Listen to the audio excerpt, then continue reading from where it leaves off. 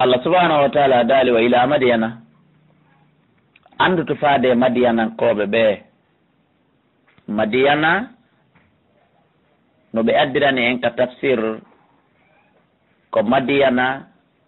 bun ibrahim ko madiyana bun goɗɗo goo bun ibrahim mi mana madiyana ko tanirawo annabi ibrahim kono mo ɓe addi ɗon on ben madiyana wona ismaila wona ishaq no ɓe addirani en noon ka tafsir oɗo noon tanirawo annabi ibrahima wiyeteɗo madiyana saare ka hoɗoynoɗon ɗon wi'a madiyana Allah dali janto andita fi madiyana koɓe o haw musidɗo maɓɓen Shu'aib no wiye Shu'aib ko annabi Shu'aib woni nelaɗo on e ɓeɗo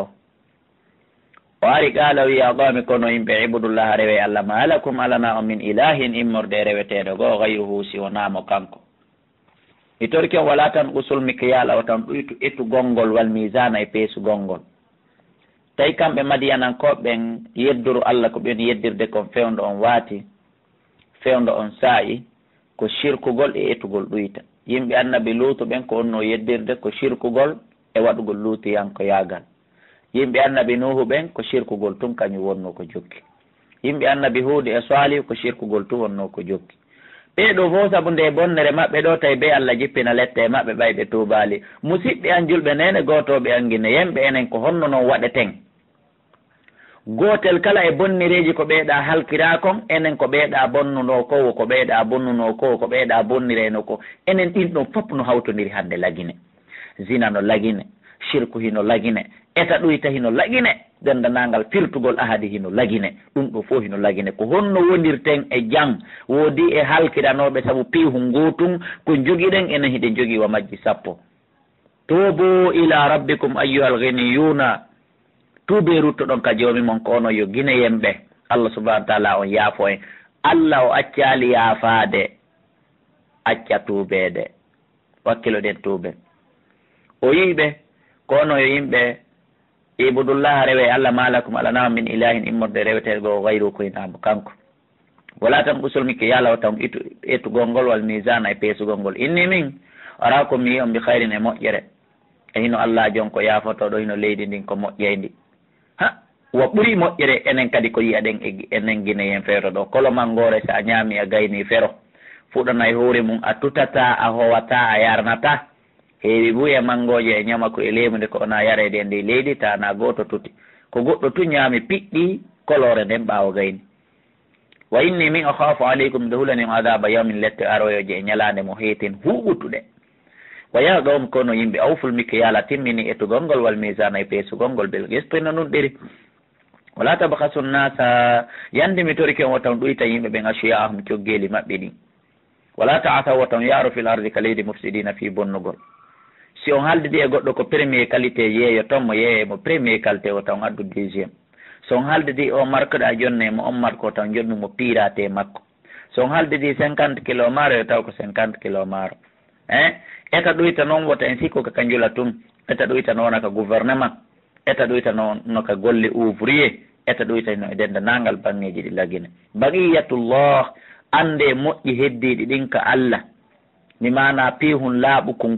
tono hun laaɓu kun fanɗu kun heɓuɗa kun hayru lakum ko ɗum ɓuuri on moƴƴande nde heɓoton tonowil ɗuɗugil kon hara ko hoore jamfa in kuntum so laatike taalamuna hiɗon andi in kuntum so laatike mu'minina hiɗon gomɗini Allah subhanahu wa ta'ala afwan wa ma ana aleykum min noon mi wonali e dow mon bi hafisin komi renuɗo on goy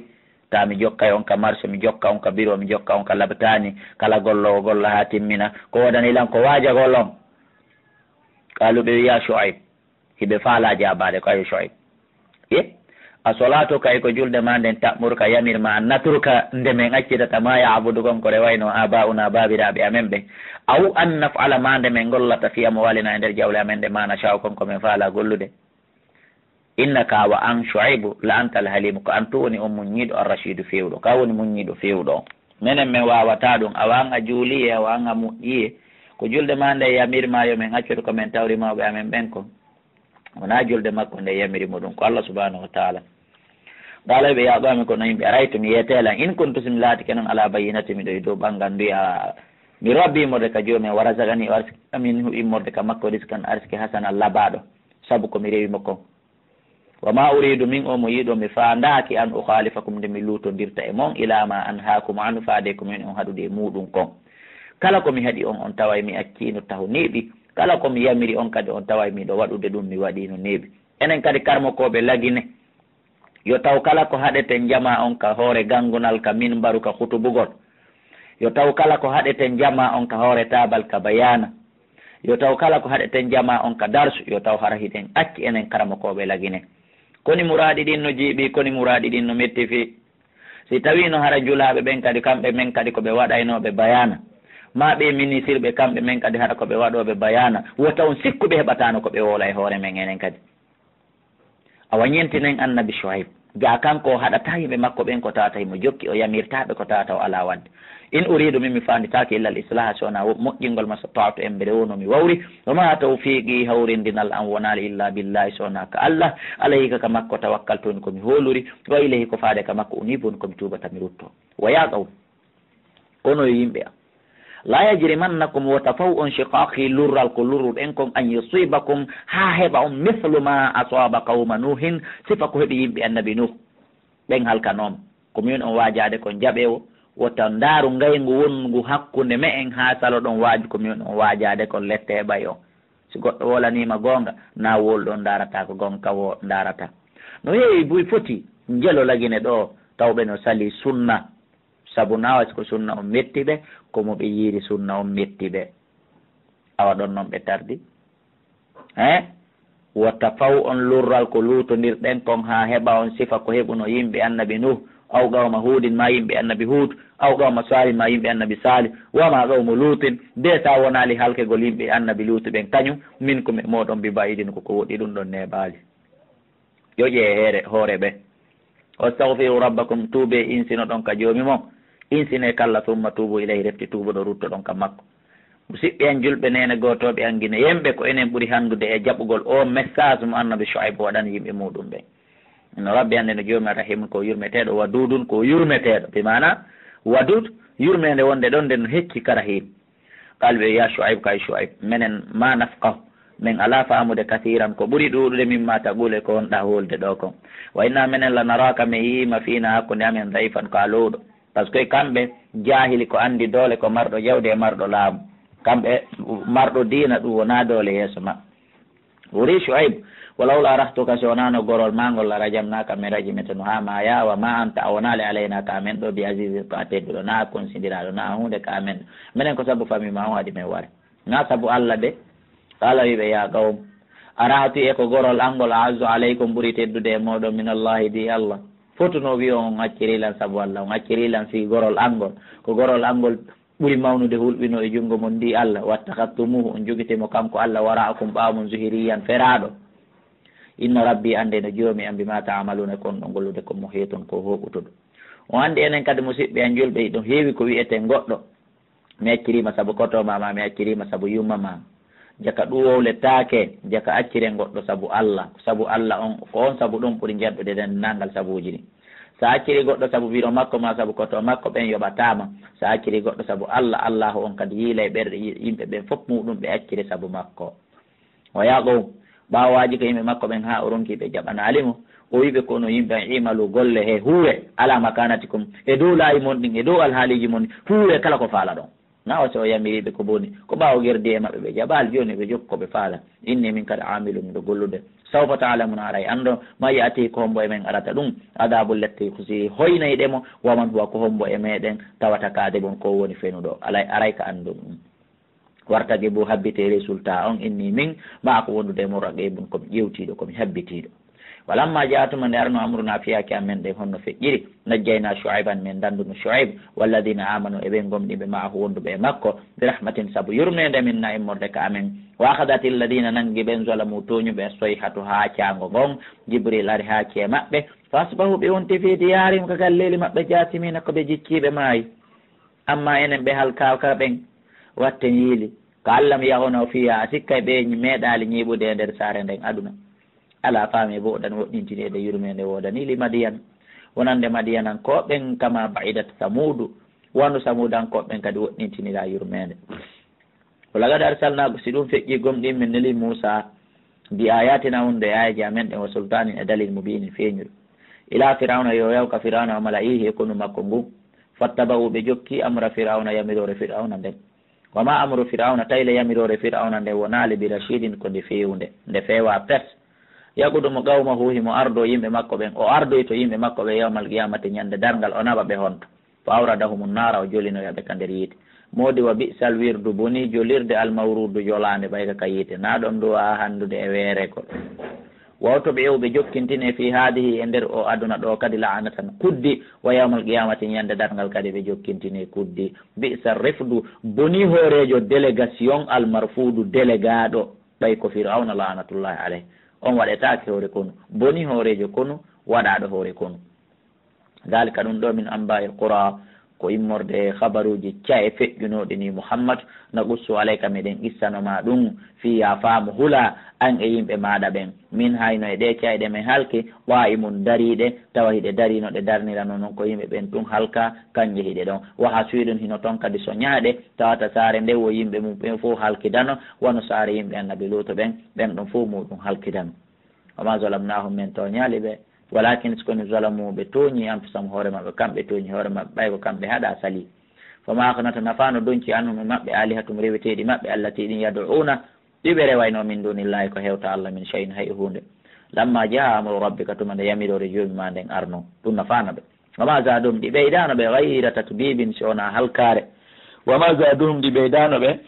ko ɗum woni gayra tatbibin si wona perdi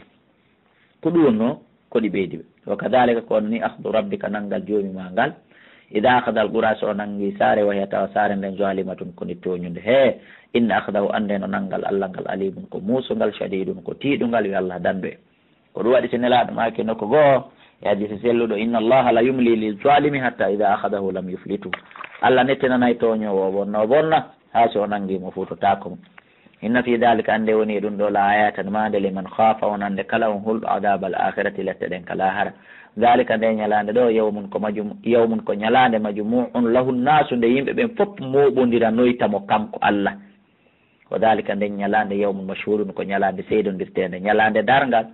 wa awa ko fotteten ka adnaga hewtugol amen men taw ɓe yeehi ma min yiiduno min fo min yawno kono yeeyi ɓuure nden no ɗuuɗi min yiidano na ɗum ñalande dargal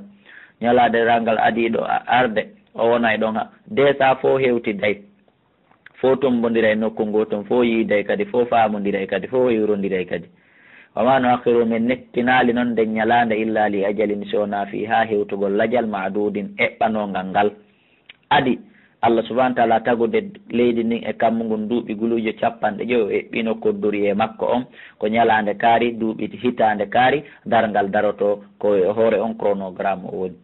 yawma yati tun no ñande nden ñalande ari la takallamu nafsun wonki wo wolata illa beedeni sona e ɗum e allah fa minhum no e maɓɓe shaqiyun malkisaɗo tawɗo ka yiita jahannama yahata wa saidun e malaɗo tawɗo ka aljanna yahata yo allah waɗi en jeeyaɓe ka said fa amma alladina amma ɓen shaqu malkisaɓe fa finnari kaka nder yiite woni ko ɓe weerata lahum nodan ɓe fiha nder toon zafirun luukago wa shahiqun e haacago saabu muusi e ndi yiite nge ɓe luuka ha ɓe yiltoɓe haaca ha ɓe yiltoɓe siika ha ko ɗum waɗi o misikaji ko yoton ka aduna ɗo ko koppiya ɗum ko ñembintina ɗum e wullanduji yimɓe yiite ɓen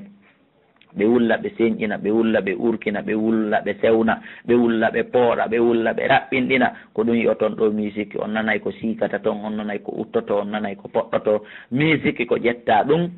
e wullandu yimɓe yiite ɓen tertoɗe musique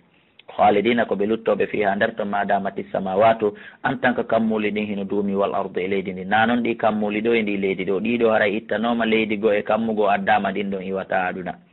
illa masha rabbuka sona on konko joomi ma yiɗi kombo noon mo joomi ma yiɗi yaltugol ɗon ko tawnoɗo mayago kefeero o maayi ko julɗo kono himo golli golleli bonɗi o suma embere bakkatu makko on allah yurmemo yaltina inno rabbaka ande no jooma fa'al ko golloli ma yuriri konko faala wa amma alladina amma ɓen soyiduma laaɓe fa fil jannati ɓen ɗon ka nder aljanna kamɓe kadi khalidina ko ɓe luttinte fiha nder ton madamati samawati en tant que kammuli ɗin hino duumi wal arde e leydi ndin illa masha rabbuka sowna ammo joomi ma yiiɗi ɗon noon joomi ma yiɗata yaltugol goto ko aljanna ɓawo naati sa jangui ɗon ha gayni ko ya jaborono mo joomi ma yiɗi ɗo on ko ɓemɓe o accino ka yiite sumi embere bakkatuji mum ɗin yalti noon ari ka aljanna haray bere ko yiɗi konko koɓe sumuno kon adi ɓe natude ka aljanna si natama ka aljanna yaltatake a tawan ɗum ɗo ko dokke gayra majududin ɗe wonali taƴodirayɗe fala taku wata lata fi miriyatin e nder sikkitare mimma yabudu haulay ko ɓeɗo no rewde kon siko gonga masi ko fenade ma yabuduna ɓe ala rewde illa kama yabudu abahum so wonano babiraɓe maɓɓe woni rewirde noon min kabiru ko adi wa innano menen noon lam waffuhum min timmina no yeyɓe nasibahum gueɓe maɓɓe ɗen min yoɓaɓe alego joddi bakkatuji maɓɓe ɗin joddi shirku ngu wayra man ɓuusin ko alda e ɗuytegol wala gada tayna gom ɗin mi yokki Moussa annabi Moussa alkitaba deftere nde faktulifa fihi luutodira e mayre walawla kalimatun sonano konngol sabagat aditingol mi rabbika immorde ka joomi ma lagude yo ñaweteno baynam hakkude maɓɓe ila ka aduna ɗo wa innahum no kamɓe la fi shakkin ɓe woni e nder sikkitare minu fi qur'an muribin moƴƴa noon ha ɓe yani e nder sikke ɗen wa inna kullan ala hay e gooto lamma la yuwaffiyannahum rabbuka si wona joomi maɓɓe yoɓay ɓe timminana ɓe amalahum joddi golleli maɓɓe ɗin innahu no allah bima yamaluna eko ɓeno gollude kon habirum ko humpitiɗo fastagim niɓin kama umirta wona wononɗa yamirede noon waman taba e kala on tubuɗo maaka wondude e ma wala tatawawata on mbew innahu no allah de bima tamaluna ko on ɗon gollude kon basirum ko sutiɗo wala tarkanu wata on oño wata on yiilo weldi ɗon naɓi ɗon huwodiron ila alladina faade ɓe zalamu toñuɓe so goɗɗo woni kefere so goɗɗo woni shirko to haaji mo woni e makko fatamassakum sakko mema on annaru yiite nge yo jaka weldudugol e toñowo no wona saabu yo yiite meme hi sa woni kan noon toñowo itte sikke wa malakum alana on min dunillahi ko hewta allah min awliya immorde weldiɓe tumma la tunsaruna refteray on dandoytake on say on walloytake wagemi solata ñiiɓe julde nden torofa innaari ka seraji ñallal ɗiɗi e futuro e subaka naati ɗon seraji ɗiɗi sera dowjo on e sera leydi on futuro e subaka naati ɗon wa zulafan min al layli e tumbere jemma geeƴe ɗen naati ɗon innal hasanati andu no moƴƴi ɗin yudhibuna sayyi'ati ɗi naɓa e bunɗi ɗin dalika ɗum ɗo dicra ko waaji liddakirina wonande ɓen waajirotoɓe wasbir muñño fa inna allaha no allah do la yudhi o yeɓataji al muhsinina baraji moƴƴime ɓen wonen tun moƴƴinoɓe golle musidɓe julɓe ko neeɓi o ko neeɓi en hettay jodde kon ɗen moƴƴinde kon ɗulle neɓata falawla kana latanoki minal ɓuruni immorde e caye min qablikum aditiɗe o halkanoɗe ulu baqiyatin jomiraɗe heddande yan hawna tawnoɗe hino haɗa anil fasadi ga e bone on fil ardi ka leydi illa qalilan sona seeɗaɓe mimman an jeyna jeeyaɓe ɓen ɓe min dandi min humɓe maɓɓe sona ɗum min halkatanoɓe ɓe mana ɗen caye ɗen moftanuji ɗi nan ɗon min halki hari ko woni saabu mum koɓe haɗatano ko boni ɓe yamirtano ko moƴƴi ko anndingol en enen ye won haɗoɓe ko boni yamiroɓe ko moƴƴi daɗen lette ɗe ɓe daɗano ɗen wattaba alladina jokkiɓe ɗo zalamu toñuɓe ma utiru fo fi ko ko ɓe nemina e mon jawle e laamu aduna ɓe yilni ɗum ɓe sikki ɓe mayata wa kanoɓe laati mujrimina bomɓe bandiɓe wama kana rabbuka a jomma wonali li yuhlikal ɓura himo halka sare bi zulmin saabu toñugol nde ninama ni wala hara yimɓe mayre musiluna koɓe moƴƴuɓe kala sare nde yiɗon allah lettiri heege ma kulol ma tampere ma wargo ma ñabbeli ande nde tooñi allah wonati no tooña sare donc awa enen musidɓe julɓe guine yemɓe watten yilta taw hara en tooñi saabu lette boy hino lagine ɗe lettira ɗon kay ɗe lettira heege ɗe lettira kulol ɗiɗe lettira angal hoolaɗo ɗe lettira ñabbuli alaw sha rabbuka si jomma noon no yiɗuno la jaalan nasa waɗaynogo yimɓe ɓen fo ummata no wahidata no mofte goote foppo wona julɓe unique wala yazaluna ɓe serata mukhtalifina hiɓe lutodira illa man rahima rabbuka sowona on mo joomi ma yurma walidhalika ko saabu ngal lutodiral halaqahum o tagiri ɓe saabu wa tammati timmino neeɓi kalimatu rabbika konngoli joomi maɗa ɗin honɗum laamla jahannama mi hebbina yiite jahannama minal jinnati immorde jinnaji ɗi wanna se yimɓe ɓen ajmayina ɓe dendagal o andi ko be lurre saabu ko si lurrama wartidire piyidire sokidire barmidire soppidire ɓen waɗoɓe ɗum si ɓe toraki yafuye ɓe tubare ɓe yaha jahannama si neɓama feppede fotte woni e hunde wotere on ndi yite jahannama heewata ɓaaray ɗon bondidirtake allah huuɗi kele ɓe yite jahannama heewa o andi walidhalika halaqahu saabu ɗum ɓe tagira wa kullan nden nangal ɗi qissaji ɗo na qussu alayka meɗen qissanoma ɗum min amba e rusul immorde habaruji ne laaɓe ma no sabbitu bihi konko min tabintinirta saabu mum fo aɗa ka ɓernde ma nde wa jaa aka arima fi hadihi e nder nde qur'anare alhaqqu gonga wa maw'izatun e waaju wa dhikra e waaju kadi lil mu'minina wonande gomɗinɓe ɓen wa qul wi lilladina wonande ɓe la yuminuna tawɓe gomɗina imalu golle ala makanatikum e dow nokkeeli moɗon ɗin e ndew laayi moɗon ɗin kala ko faala ɗon inna minen kadi amiluna meɗen gollude ɓay on jaɓali wajungo wantasiru koni tun habbite résultat golle mon ɗe inna minen kadi muntasiruna meɗen habbiti walillahi ko allah waɗani gaybu samawati andugol ko wirnay konga kammuli wal arde e ka leydi waylay ko faade ka makko yurjaul amru woni ko fiyake ɗe ruttoto kulluhuɗe fof majje fa abudu rewmo wa tawakkal alayhi hooloraka makko wama rabbuka joni ma wonali ɓe gafilin ko wersindiɗo amma tamalun ko on ɗon gollude ko suratu yusuf makkiyatun bisimillahi rahmani rahim sababu nusuli suratu yusuf ko alyahuda ɓellandine laaɗo yo sifaniɓe qissa ko feƴƴi hakkude annabi yusufa e ɓen gotoɓe makko ɓen so tawi o addi no hanniri no ara ɓe anndi ko annabajo ɓe gonginamo kono ko fenade ɓe gonginta allah jeppini suratu yusuf andinimo qissa fi yusufa on ɓuri no kamɓe ɓe anndiri nono alif lamu ra tilka wa ɗum ɗo ayatul kitabe ko ayi deftere nden ni almubini feeñude inna minen ansalnama min jippininde qur'anare qur'anan ko nde janggetede arabiyan e haala arab laallakum no gasa noon taqiluna on haqqile ganno minen na qussu alayka meɗen qissanoma ahsanal qasas ko wuri labede qissaji bima awhayna saabu noon kon komin wahayni ilayka faade ma hada alqur'ana nde ɗo alqur'anare wayansi koni kuntahare alatika min qabli ko adi qur'an arde lamin alghafilina ko a jeeyaɓe welsindiɓe fi ko wiyete kon qissa saabu hari anda eɗen natande qissa annabi yusufa musidɓe julde ede qala yusufu ante tumane annabi yusufa ma kannoli abihi ɓen makko annabi yaqub o wiya abati ko ayo baba inni min arami hoyɗi inni mi ra'aytu mi yi'i e koyɗol ahada achara kawkaban kode 12 wa shamsa e nangue walqamara e leyru ndum ra'aytuhum mi yiiɗi ɗo li wonan ndelan sajidina heɗi sujjanala fi hoyɗiti baba e makko ngol koyɗol qala annabi yaquba maki ya bunayya ko ayo ɓiɗɗan yusuf la tagusus wota sifano dey wota qissano dey ru'yaka ngol koyɗol ma ngo hoyɗala e hoti kay dow ɓen gotoɓe maɗa ɓen foya kiidulaka sakko ɓe fewjane kaydan pewje bonɗe inna cheitana ande no iblisa lil insani wonande neɗɗo adun ko gaño makko mo wini feññina ngaygu yamirgol mo yo war baba goto makko ma yo soko baba goto makko no wani mo yargol ɗon ɗaka donc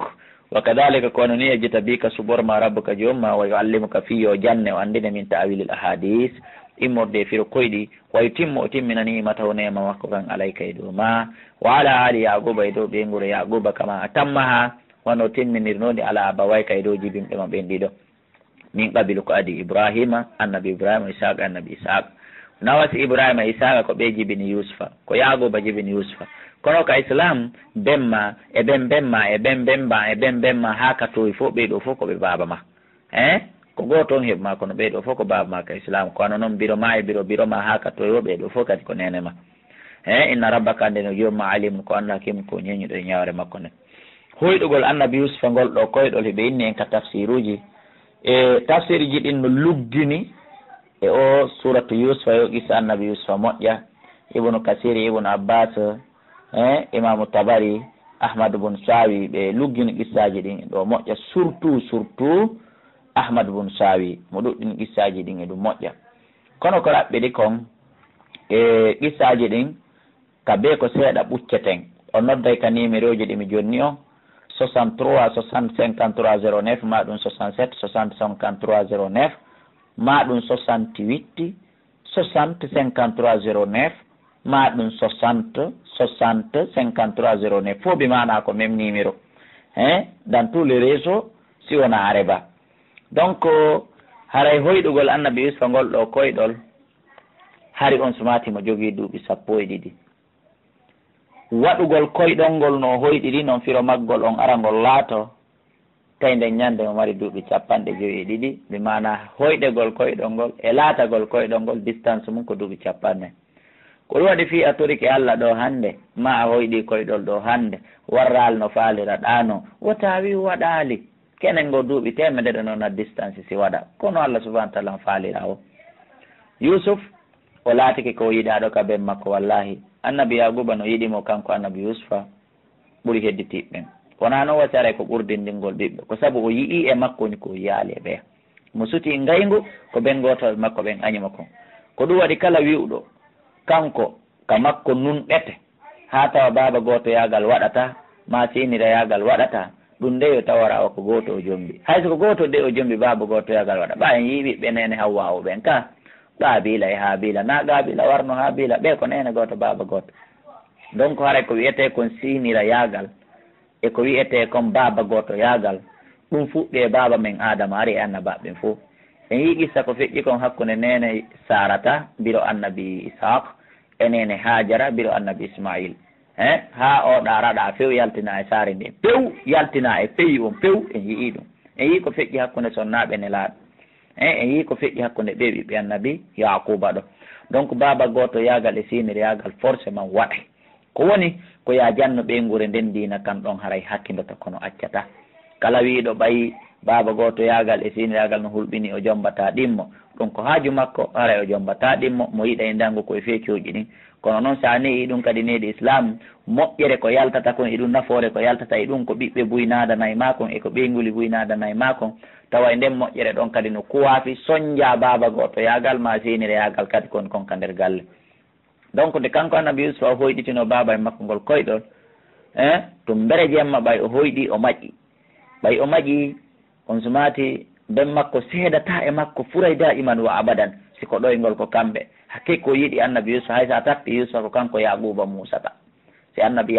Yusuf weelama ko hengen ko annabi Yaquba woni ko Musata hakke ko min o haalande mo yiɗi mo ɓay o maƴƴi o ari o ɓattimo on sumati o wimo ko honno o wimi hoyɗu o hoyɗiti ha o gayni o tawi kanko annabi Yaquba ko annabajo firongol koyɗol ko de 12 sujjanaymo ko ben goto e makko ɓen 10 e yumma goto makko on buni Yamin on andi woni 12 nangen e lewru ndun ko kanko annabi Yaquba e biro annabi Yusuf na noon biro makko jibinɗo mo biro makko jibinɗo o maayino o jibin buni Yamin tun o muyninalimo o maayi ko biro maɓɓe togoso woni ko fanda biro maɓɓe biro maɓɓe togoso e biro maɓɓe ko nene goto baba goto joni noon annabi Yaquba ƴettuno ɓeɗo nene gotoɓe ɗiɗo ko ɓiɓɓe kaw makko ni woni ko o jombi nene gotoɓe ɗiɗo o jombide nde wotere hari kamɓe ka dina maɓɓe ɗum no dagui joni noon jano on maayi accidi togoso on e ɓikkoy koy ko woni ko fanda ɗo mi anda si ɗon famde la musidɓe julɓe e raɓɓinɗino toon qissa o hande kadi no o firanimo ngol koyɗol ɗo kanko annabi Yaquba wi kon noon attention wota wolan ɗum baba goto e maɗa ɓe nde faya kiidula ka kaydan sakko ɓe fewjane pewje jaka ɗum no holli ibnu Adama on kankadi yo reno e baba goto e makko ɓen annabi Yaquba no mari imana e tawhidi no holori Allah kono mo andi baba goto ino boni donc an kadi na ko yani wo ko yawi to min goɗɗo wawana lan goɗɗo min mi hulata goɗɗo woduɓe huluɗa an wota taw a tenkitay fof heɓo ɓe huluɗa heɓu ko takkiɗa heɓu